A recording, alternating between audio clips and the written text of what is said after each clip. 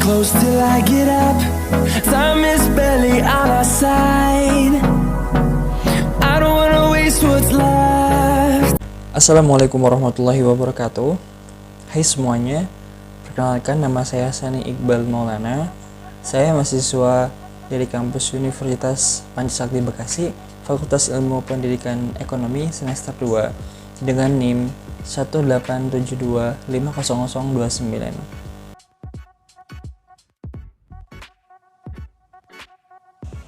Baik teman-teman, pada kesempatan kali ini saya akan membahas mengenai mata kuliah Teori Ekonomi Makro oleh dosen pengampu Ibu Cynthia Anissa, RP, SPD, MPDE,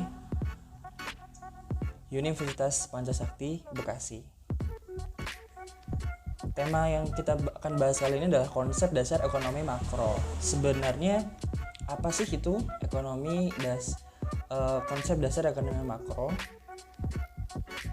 Konsep dasar ekonomi makro adalah ilmu yang mempelajari perilaku atau menganalisis keadaan keseluruhan dari kegiatan perekonomian.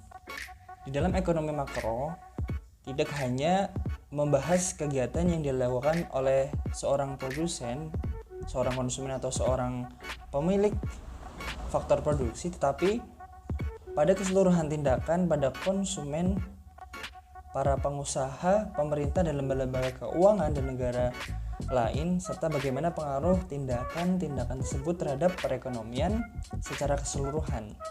Jadi apa yang dibahas dalam perekonomian ekonomi makro itu adalah menyeluruh sifatnya dari semua kalangan, dari konsumen, produsen, pengusaha, dan lembaga-lembaga keuangan yang ada. Selanjutnya mengenai analisis ekonomi makro.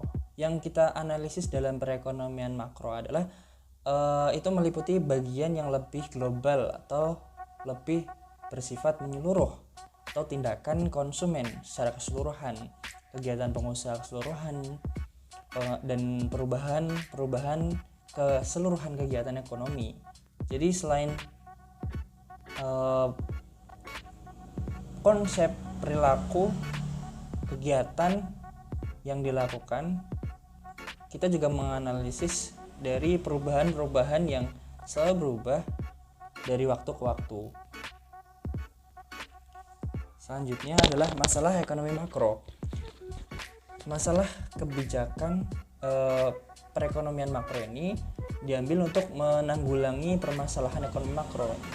Jadi sebelum kita membahas apa itu ekonomi makro, kita harus tahu terlebih dahulu masalah apa saja yang terjadi dalam perekonomian makro ini.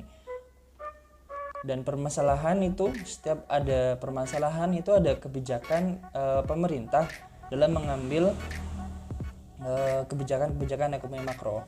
Seperti hanya masalah jangka pendek, seperti halnya inflasi, pengangguran, ketimpangan neraca pembayaran dan lain sebagainya, serta ada juga permasalahan jangka panjang atau masalah pertumbuhan, meliputi pertumbuhan penduduk, pertambahan kapasitas produksi, ketersediaan dana investasi. Jadi pemerintah memikirkan mengambil kebijakan dampak-dampak yang timbul dari masalah ekonomi makro itu, seperti inflasi, pengangguran, dan ketimpangan neraca pembayaran.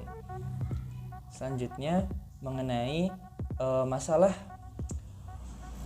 utama dalam perekonomian, yakni yang pertama adalah masalah pertumbuhan ekonomi, yang kedua adalah masalah tidak stabilnya kegiatan ekonomi, yang ketiga adalah masalah pengangguran dan inflasi, yang keempat adalah masalah perdagangan dan neraca perdagangan. Perkembangan teori ekonomi makro. Berikut adalah perkembangan faktor utama dalam prestasi kegiatan ekonomi suatu negara adalah agregat. Apa itu agregat? Agregat adalah pembelanjaan masyarakat atas barang dan jasa. Selanjutnya adalah kebijakan pemerintah dan peran pemerintah untuk menciptakan tingkat tenaga kerja penuh dan menciptakan pertumbuhan ekonomi yang tangguh. Baik, kesimpulan yang dapat kita ambil, teori ekonomi makro itu sangat menekankan aspek kebijakan pemerintah terutama dalam hubungan dengan masyarakat, baik itu dalam negeri maupun luar negeri. Dengan kata lain, peran pemerintah begitu penting, jadi terbentuknya perekonomian yang berkembang dan stabil dalam sebuah perekonomian suatu negara. Mungkin itu saja yang dapat saya sampaikan. Semoga apa yang saya sampaikan bermanfaat. Banyak salahnya, kurang saya mohon maaf.